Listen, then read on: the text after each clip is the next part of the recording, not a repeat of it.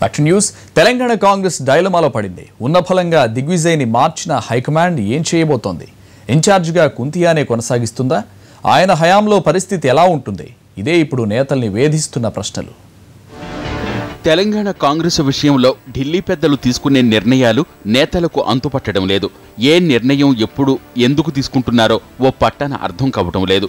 దిగ్విజయ్ను మార్చాలని కొంతమంది కోరుతున్నప్పటికీ హఠాత్తుగా మార్చడం ఒకటైతే ఆయన స్థానంలో కుంతియాను పెట్టడం మరో అంశం.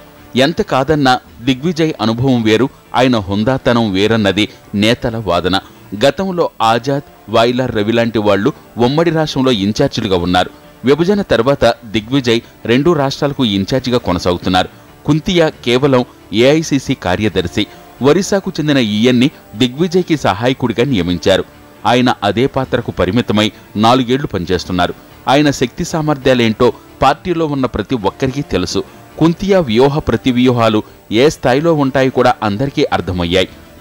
యోధులు ఇన్ఛార్జీలుగా పనిచేసిన చోట కుంతియాను పెట్టడం ఏంటన్నది ఎవరికీ అంతు చెక్కడం లేదు. हाईकमांड अपना निर्णय लेते, हाईकमांड को 4 तरफ से लोग बोलने वाले, उन लोग भी इन्वेस्टिगेशन करते, कहीं को निकाले क्यों निकाले, उन्होंने भी मध्य प्रदेश में कॉन्सेंट्रेट करना चाहता. 10 साल मुख्यमंत्री हूँ, आपके कांग्रेस को लाने के वास्ते उन्होंने पाद यात्रा लगा लिया. उसी के वजह से हाईकमांड उनको हटाया समझते. డిగ్గీ లాంటి దిగ్గజం ఉన్న 2014 ఎన్నికల్లో తెలంగాణ ఇచ్చిన పార్టీ గెలవలేకపోయింది. మరి కుంతియా నేతృత్వంలోనే 2019 ఎన్నికలకు టీపీసీసీని తీసుకువెళ్తారా అనే అనుమానాలున్నాయి. ఢిల్లీలో పెద్దగా పనిలేని కుంతియా ఎక్కువ రోజులు హైదరాబాద్లోనే ఉంటున్నారు. ఇప్పుడు ఇన్ఛార్జి హోదాలో నిత్యం ఏదో ఒక కార్యక్రమం చేపడతారన్న భావనైతే నేతల్లో ఉంది.